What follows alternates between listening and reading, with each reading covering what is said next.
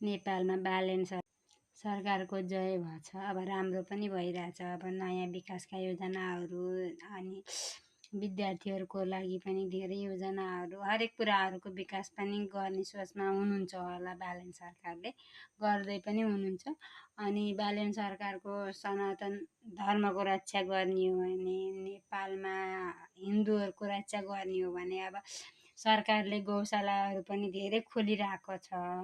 अनि गौमाताको सेवा पनि भइरहेको छ।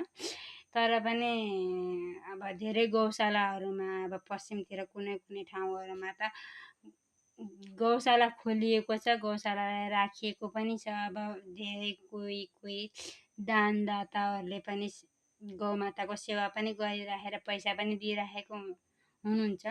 तर पनि नेपाल सरकारले त्यो गौशालामा अनुगमन चाहिँ गरिराख्नुपर्छ। किनभने कोही गौमाताहरू धेरै कुनै गौशालामा यति धेरै गौमाताको दुःखदायी एकदम दुःखद अवस्था छ। अब अस्ति फेसबुकमा देखाइरहेको थियो, यत्रो भोकै प्यासै अनि गौमाताले दुःख पाइराख्नु भएको छ।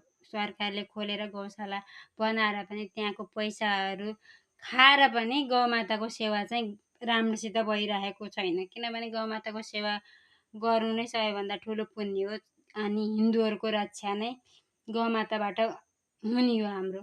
हाम्रो मूल कारण नै गौमाता हो। गौमाताको सेवा गर्नु नै सबैभन्दा ठुलो पुण्यको काम हो।